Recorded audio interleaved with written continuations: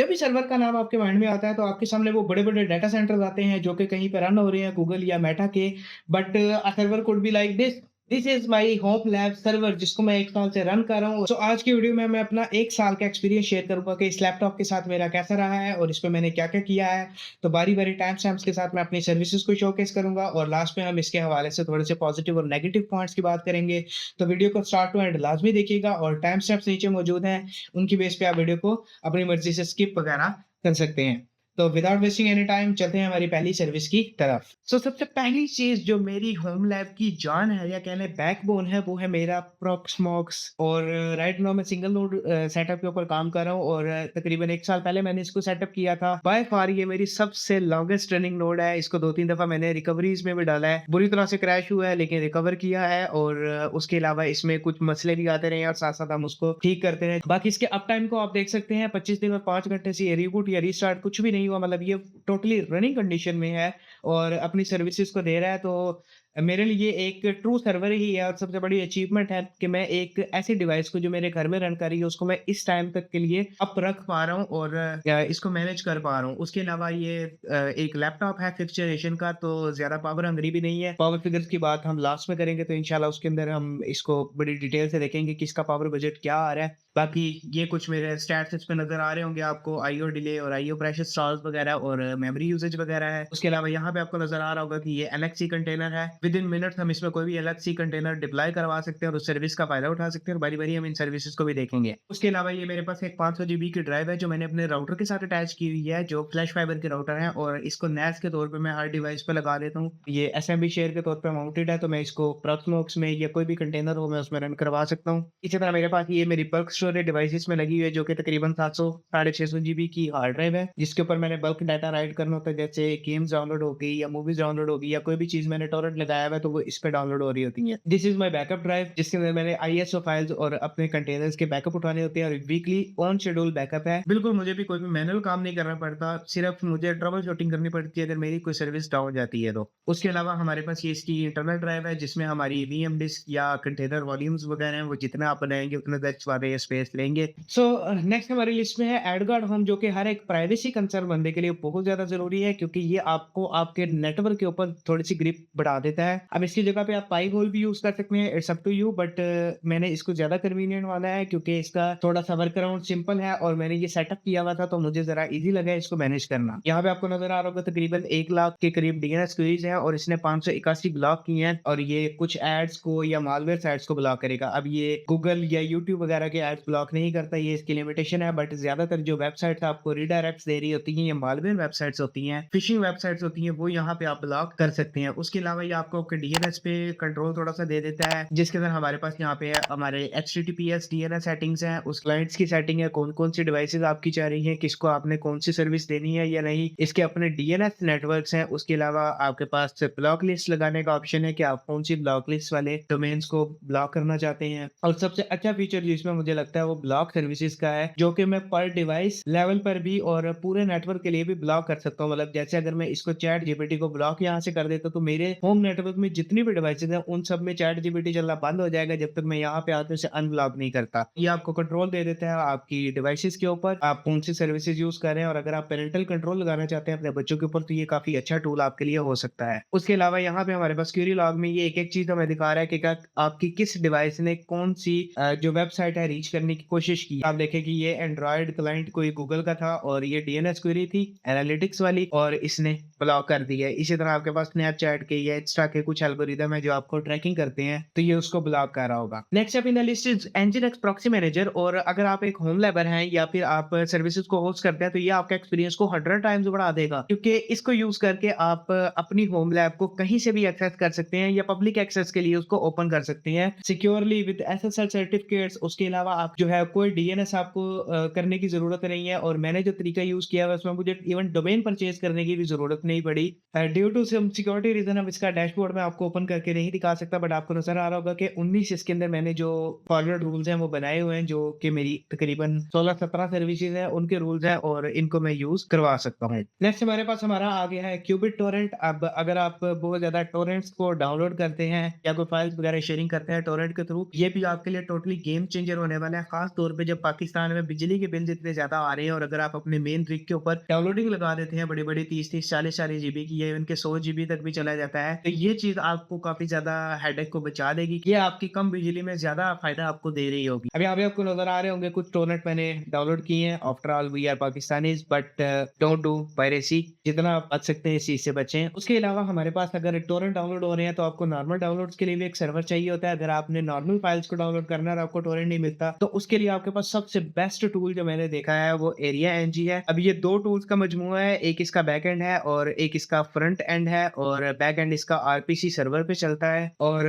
Front end इसका जो है वो मतलब नॉर्मल चलेगा और आपको आरपीसी टोकन के ज़रिए इसको अटैच करना पड़ेगा। बट ये भी आईडीएम या एफडीएम की तरह काम करता है। इसकी आपको एक इंटीग्रेशन मिल जाती है, एरिया टू इंटीग्रेशन, और ये ऑटोमेटिकली आपके ब्राउज़र से फाइल्स को डाउनलोड को कैप्चर कर लेता है और आपके सर्वर पर डाउनलोड कर रहा होगा। इसने भी काफ़ी ज़्यादा मुझे फ़ायदा दिया है। जब मैं घर से बाहर होता हूँ और कोई चीज़ मुझे अर्जेंटली डाउनलोड लगानी होती है कि अगर वो बड़ी फाइल है और मैं घर जाके डाउनलोड लगाऊँगा तो मुझे टाइम ज़्यादा देना पड़ेगा। तो मैं मोबाइल डाटा से इसको ओपन करके यहाँ पे डाउनलोड लगा देता हूँ और तकरीबन मेरे घर पहुँचते तक वो चीज़ डाउनलोड हुई होती है, या एटलीस्ट कुछ ना कुछ उसका पोर्शन डाउनलोड हो जाता है और कुछ मेरा टाइम बच जाता है। या फिर लॉन्गर फाइल है, जैसे मैंने किसी डाटा बैकअप उठाना है अपना क्लाउड से, तो उसके लिए मुझे ये काफ़ी ज़्यादा हेल्पफुल रही है क्योंकि वो 3-3 दिन की डाउनलोड होती है। और ये बाय फार मेरे जो 2 कंटेनर्स हैं इन्होंने मुझे काफ़ी ज़्यादा हेल्पफुल दी है इस काम के लिए। Next is our गुआकामोली। ये एक बड़ा ज़बरदस्त टूल है। आप अगर काफ़ी ज़्यादा आरडीपी वगैरह को एन्जॉय करना चाहते हैं, मतलब आप अपने घर के सिस्टम को कहीं से भी एक्सेस करना चाहते हैं, यहाँ पे मेरे पास अभी पीवी आ रहा है, तो मेरे पास ये मेरे प्रॉक्समॉक्स का रूट सेशन है। उसके अलावा यहाँ पे आपको आरडीपी सेशन नज़र आ रहे होंगे, जैसे ये एनसीडी है मेरा जो सेशन है, ये मेरी मेन रिग जो मेरे पास यहाँ पे चल रही है मेरे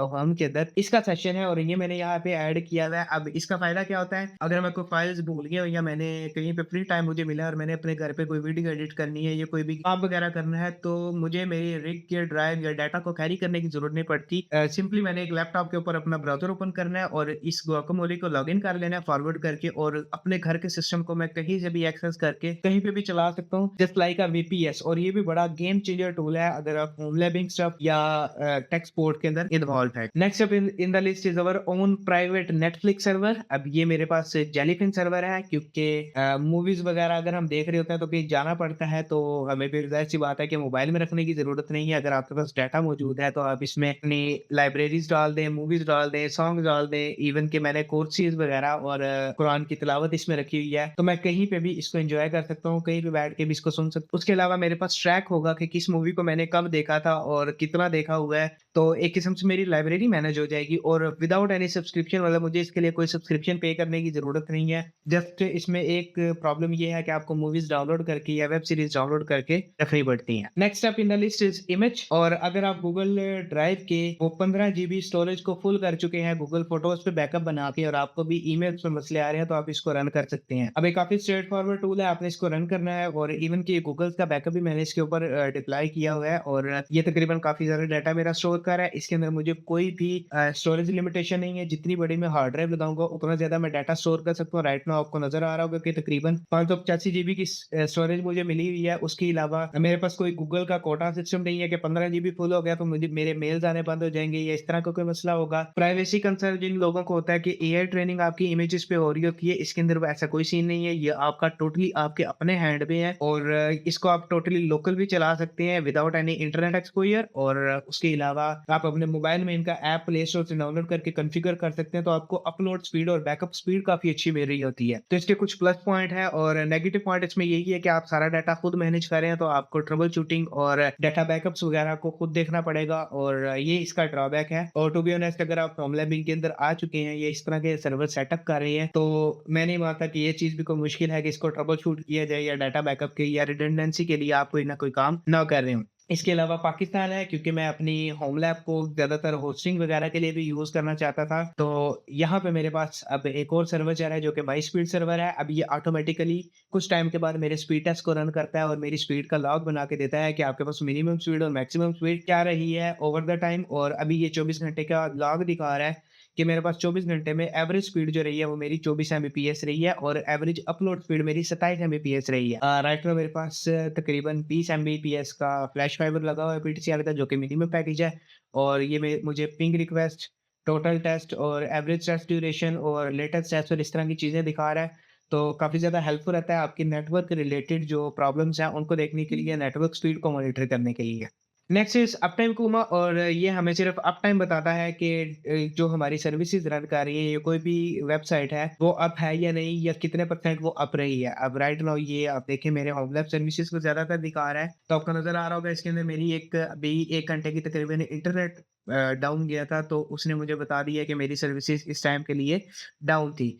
और इसी तरह यहाँ पे मैंने कुछ अपने प्रिंटर वगैरह को भी ऐड करवाया हुआ है, जो मुझे बता रहा है कि इस टाइम से लेके इस टाइम तक मेरा प्रिंटर अप था और इस दौरान मेरा प्रिंटर बंद रहा है, या फिर इसी तरह मैं क्लाइंट की डिवाइसेज़ को भी मॉनिटर कर सकता हूँ कि वो कितनी देर अप रही है और कितनी देर यूज़ होती नहीं है। Next up in the list is home assistant और बताने की ज़रूरत नहीं है, नाम ही बता रहा है कि ये आपको असिस्ट करेगा अपने होम को मैनेज करने के लिए। इसके अंदर आप अपने जितने भी घर में आईओटी डिवाइसेज़ हैं, वो ऐड करवा सकते हैं, इवन अपने सर्वर्स को ऐड कर सकते हैं। ट्रैकिंग ऐड करवा सकते हैं, वेदर ट्रैकिंग, सोलर ट्रैकिंग, कुछ भी आपने करवाना है इसके ऊपर डाल सकते हैं। राइट नाउ मेरे पास जो घर में 2-3 डिवाइसेज़ लगी हुई हैं, उनको मैंने इसमें ऐड करवाया हुआ है, जिसमें मेरा सोलर इन्वर्टर है और मेरा मेन जो रूम का एसी है वो है और तकरीबन 1 साल से मैं इस एसी को यूज़ कर रहा हूँ और गालिबन मैंने 4 से 5 दफ़ा सिर्फ़ रिमोट को इस्तेमाल किया होगा एसी को ऑपरेट करने के लिए, अदरवाइज़ मैं यही यूज़ करता हूँ और इसका सबसे बड़ा फ़ायदा ये होता है कि मैंने घर वालों को भी इसके अकाउंट बना के दिए हुए हैं, तो वो अपने मोबाइल से मेरे घर की सारी डिवाइसेज़ को जिस चीज़ का मैं एक्सेस देता जाऊँगा वो। और इसके अंदर जो सबसे यूज़फुल टूल है वो मेरे सेंसर हैं, यहाँ पे मैं सारे सेंसर मॉनिटर कर सकता हूँ, मेरी बैटरी कैपेसिटी कितनी रह गई है या ब्रेकर पावर वगैरह कितनी मैं यूज़ कर रहा हूँ और उसके अलावा यहाँ पे मेरा एनर्जी डैशबोर्ड है, जो कि माशाल्लाह से बड़ी अच्छी हमारी प्रोग्रेस दिखा रहा है कि लास्ट मंथ में हमने तकरीबन 250 यूनिट कंज़्यूम किए हैं और 122 मेरे सोलर से आ रहे थे। तो रियल टाइम सोलर ट्रैकिंग के अंदर हेल्प करता है, पावर कंजम्पशन को देखने में हेल्प करता है। उसके अलावा यहाँ पे हम अपनी डिवाइसेज़ को कंट्रोल कर सकते हैं, ऑटोमेशन वगैरह लगा सकते हैं, डैशबोर्ड अपने बना सकते हैं, हर तरह से कस्टमाइज़ कर सकते हैं। जितना आप इसे टाइम देंगे, उतना आप इसको एक्सप्लोर करेंगे और उतना आपको इसमें ज़्यादा मज़ा आएगा। उसके अलावा इसके अंदर आपके पास गूगल अलेक्सा और अलेक्सा की भी सपोर्ट है। आप वो भी ऐड करवा के उससे भी अपनी इन डिवाइसेज़ को कंट्रोल कर सकते हैं और इवन कि ये मोबाइल पे भी चल जाता है, तो वहाँ पे भी आपको इसका डैशबोर्ड और मॉनिटरिंग वगैरह मिल जाती है। Next up in the list is एन10 और ये एक एआई ऑटोमेशन का टूल है। काफ़ी ज़्यादा इनको लोगों ने यूज़ किया है। आप इसके ज़रिए चैटबॉट्स वगैरह बना सकते हैं एपीआईज़ को यूज़ करके और इसके अंदर आप डिफरेंट किस्म की एपीआईज़ को यूज़ करके इसको व्हाट्सएप, टेलीग्राम, डिस्कॉर्ड वगैरह के साथ इंटीग्रेट भी कर सकते हैं। ये वाला जो हमारे पास है वो इसमें कुछ टूल्स भी हमारे पास पड़े हुए हैं, जैसे ये डिस्कॉर्ड मैसेज डिलीट है, जो डिस्कॉर्ड बॉट को यूज़ करके मैसेज डिलीशन के लिए मैंने बनाया था। या यूट्यूब ऑटोमेशन पे मैं काम कर रहा था। इसी तरह अपडेट नोटिफ़ायर्स हैं जो मेरी वीडियोज़ के अपडेट डिस्कॉर्ड के अंदर डालते हैं। तो ये भी एक अच्छा टूल है अगर आप इसको सीखना चाहते हैं, क्योंकि इससे आप एक हेफ़्टी अमाउंट अर्न कर सकते हैं। बट कमी इसमें ये है कि इसको आपको सीखना पड़ेगा और अच्छा खासा टाइम इसको देना पड़ेगा वर्कफ़्लोज़ वगैरह बनाने के लिए। इसकी भी अच्छी खासी कम्युनिटी और वीडियोज़ वगैरह यूट्यूब पे मिल जाएँगी आपको। बाकी ये है कि इसको सीखने के लिए आपको टाइम लगाना पड़ेगा। अगर आप किसी के वर्कफ़्लोज़ उठाएँगे तो कहीं न कहीं फँसेंगे ज़रूर। तो इसको भी आप सीख सकते हैं और राइट नाउ जब एआई का दौर चल रहा है, तो इसके लिए भी काफ़ी ज़्यादा आपके पास अच्छे मौक़े मौजूद हैं, अर्निंग के लिहाज़ से भी और सर्विसेज़ के लिहाज़ से भी। Next up is YouTube idea tracker. अब ये मेरा पहला प्रोजेक्ट था जो मैंने वाइब कोडिंग से बनाया था और ये एक वेब ऐप है जिसको मैंने रन किया हुआ है, जो कि मेरी यूट्यूब वीडियोज़ के आइडियाज़ को ट्रैक वगैरह करने के लिए इस्तेमाल में करता हूँ और कभी-कभार इसको मैं यूज़ कर भी रहा होता हूँ और कभी-कभार इसको यूज़ नहीं भी करता। बाकी अगर आप इसमें कुछ आइडियाज़ अपने ऐड करवाना चाहते हैं, तो आप कमेंट सेक्शन को यूज़ कर सकते हैं। हम इसके अंदर वो ऐड करेंगे और इंशाल्लाह कभी ना कभी अगर ज़िंदगी रही तो उसके ऊपर वीडियो इंशाल्लाह मैं ज़रूर लेके आऊँगा। Next up in the list is crafty controller. ये एक easy to use Minecraft hosting panel है और इसके ज़रिए आप माइनक्राफ्ट के बेडरॉक और जावा एडिशन दोनों के लिए सर्वर्स को बना के होस्ट कर सकते हैं। अब इसके लिए आपको थोड़ी-सी पोर्ट फॉरवर्डिंग या टीसीपी फॉरवर्डिंग देखनी पड़ेगी। बट ये है कि अगर आप इसको सेटअप कर सकते हैं तो आप अपना फैमिली या फ्रेंड्स के साथ माइनक्राफ्ट को एन्जॉय कर सकते हैं या इवन कि आप इसके सर्वर बना के लोगों को एक्सेस भी दे सकते हैं उनकी यूज़र अकाउंट के साथ, ताकि वो अपना सर्वर खुद मैनेज कर लें। इससे होस्टिंग बिज़नेस भी अपना रन कर सकते हैं। माइनक्राफ्ट होस्टिंग का 3-4 सर्वर्स आप डिप्लॉय करके दे सकते हैं। बट ये है कि आपको मज़ा देगा, पैसे अर्निंग के हवाले से भी या खुद एन्जॉयमेंट के हवाले से काफ़ी अच्छी चीज़ है, आप इसको ट्राई कर सकते हैं। इसके अलावा कुछ सर्विसेज़ मैं और रन कर रहा था जो अभी मेरे लाइब्रेरी का हिस्सा नहीं है, जिसमें मैं ओपन वेब यूआई और ओलामा को रन कर रहा था। इसके अलावा मैं इसमें iVentoy रन कर रहा था जो कि मेरे नेटवर्क रूटिंग का काम करता है, but due to some reason मैंने उसे भी रिमूव कर दिया और मे बी आने वाले कुछ वक़्त में मैं उसकी वीडियो लाऊँ जिसमें मैं दोबारा से सेटअप करके आपको दिखा रहा हूँ। और उसके अलावा इसके अंदर मैंने और भी हेस्टिया पैनल और क्लाउडफ्लेयर टनल्स वगैरह के ऊपर भी काम किया है जिनको भी मैं इसमें ऐड नहीं कर रहा और इंशाल्लाह फिर नई किसी वीडियो में बात करेंगे। तो ये मेरी कुछ सर्विसेज़ थी जिनके ज़रिए मैं जो है वो अपनी कॉस्ट कटिंग कर रहा हूँ अपनी सब्सक्रिप्शन के ऊपर और इनको मैं यूज़ करके अपना काफ़ी ज़्यादा टाइम, एफर्ट, अपनी रिसोर्सेज़ को सेव कर रहा हूँ। Next up in the list is power consumption और बीइंग पाकिस्तानी इस चीज़ पे डिबेट करना भी काफ़ी ज़्यादा ज़रूरी है क्योंकि बिजली हमारी बहुत ज़्यादा कीमती है। टैरिफ स्लैब्स और ग्रिड यूसेज को हमें बहुत बारीकी से ट्रैक करना पड़ता है कि कहीं से भी 1 यूनिट ज़्यादा ना हो जाए। तो पहले हम बात करते हैं मेरे सेटअप की और फिर हम इसके ऊपर थोड़े से कंसर्निंग पॉइंट देंगे। मेरे पास अभी 5th जनरेशन का एक लैपटॉप लगा हुआ है जो कि तकरीबन काफ़ी ज़्यादा पुराना है और ये तकरीबन 45 वॉट मैक्सिमम पीक परफॉर्मेंस पे ड्रॉ करता है ग्रिड से। तो अगर मैं इसको 24 घंटे फुल लोड पे रन करूँ तो मेरे पास ये मंथली बिल के अंदर तकरीबन 30 यूनिट ऐड करेगा, 28 से 30 यूनिट। तो that's it for power consumption but आपको ये बताता चलूँ कि 100% लोड पे ये 24/7 रन नहीं करता। रात के वक़्त इसका लोड कम होगा तो ये पावर कम कंज़्यूम करेगा, तकरीबन 10 से 12 वाट पे भी आया होता है और अगर आपके पास एक अच्छा और हाई एंड प्रोसेसर है, जैसे आप N100 की तरफ चले जाते हैं या फिर आप पेंटियम के हायर एंड प्रोसेसर की तरफ चले जाते हैं या फिर आप जो मिनी पीसीज़ है उनकी तरफ चले जाते हैं, तो वो 5 वाट आइडल पे भी कंज़्यूम कर रहे होते हैं, तो वो बिजली का बिल आपका और ज़्यादा कम कर देंगे। अब हम बात करते हैं होम लैबिंग के कुछ पॉजिटिव और नेगेटिव पॉइंट्स की। पॉजिटिव पॉइंट्स में हमारे पास आते हैं इसके अंदर ये है कि आपको कोई सब्सक्रिप्शन पे नहीं करनी पड़ेगी। जैसे हम जेलीफिन वगैरह मीडिया सर्वर रन करवा सकते हैं और अपने डाटा को कहीं भी जाके देख सकते हैं। दूसरा आपका अपने डाटा पे कंट्रोल होगा, कोई भी थर्ड पार्टी उसे कंट्रोल नहीं कर रही होगी। तो प्राइवेसी कंसर्न्स या फिर डाटा लीकिंग के चांसेस कम होंगे और आप अपना डाटा खुद ओन कर रहे होंगे, आपके अपने हाथों में होगा और ट्रस्ट इश्यूज़ आपको नहीं होंगे। तीसरी चीज़ हमारे पास है कि आप इसको टेस्टिंग एनवायरनमेंट के तौर पे रख सकते हैं और इससे आप काफ़ी ज़्यादा नॉलेज गेन कर सकते हैं। नेगेटिव पॉइंट्स इसके काफ़ी सारे हैं। सबसे पहला पॉइंट तो ये है कि ये टोटली फ्री नहीं होता है, इसके पीछे हिडन कॉस्ट होती है, इसको रनिंग कॉस्ट जो कि बिजली वगैरह कंज़्यूम होगी। उसके अलावा आपकी टाइम की कॉस्ट होगी, ट्रबल शूटिंग कॉस्ट जो आपकी आ रही है क्योंकि ये फुल प्रूफ नहीं है, सर्विसेज़ ब्रेक होती हैं, अपडेट के बाद आपको इसे देखना पड़ेगा, मैनेज करना पड़ेगा, डेली बेसिस पे शेड्यूल में टाइम निकालना पड़ेगा।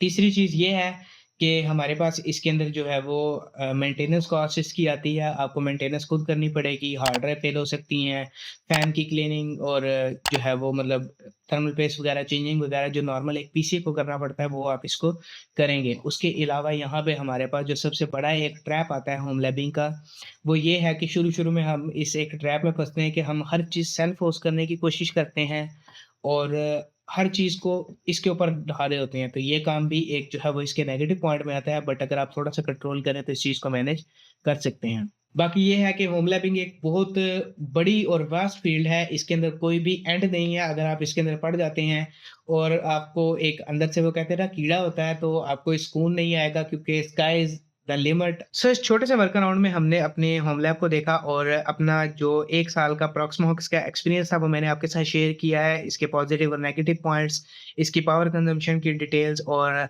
इसकी एक्सटेंट वगैरह के बारे में। होप आपको वीडियो अच्छी लगी होगी और आप पे नॉलेज में इज़ाफ़ा हुआ होगा। कमेंट सेक्शन में ज़रूर बताइएगा कि आपकी इनमें से कौन-सी फ़ेवरेट सर्विस है और वो क्यों है? इसके अलावा आपको किसी भी सर्विस को डिप्लॉय करने में कोई प्रॉब्लम आती है या आप उसका वर्क अराउंड चाहते हैं तो कमेंट सेक्शन का आप इस्तेमाल कर सकते हैं। मेरी सजेशन इसके लिए आप टाइटल्स या टॉपिक सजेस्ट कर सकते हैं और इंशाल्लाह मैं कोशिश करूँगा उन पे वीडियो में लेकर आऊँ। इसके अलावा कमेंट सेक्शन में आप अपना फीडबैक दे सकते हैं जिसमें आप वीडियोज़ के हवाले से या कंटेंट के हवाले से आपका जो ऑनेस्ट रिव्यू है वो दें, जिसके ऊपर हम इम्प्रूवमेंट करेंगे और मज़ीद नए कंटेंट को अच्छे तरीके से प्रेज़ेंट करने की कोशिश करेंगे। वीडियो को लाइक कीजिएगा, सब्सक्राइब कीजिएगा चैनल को, बेल आइकन को ज़रूर प्रेस कीजिएगा। मिलते हैं आपसे अगली वीडियो में, अपना बहुत सारा ख़्याल रखिएगा। अल्लाह हाफ़िज़।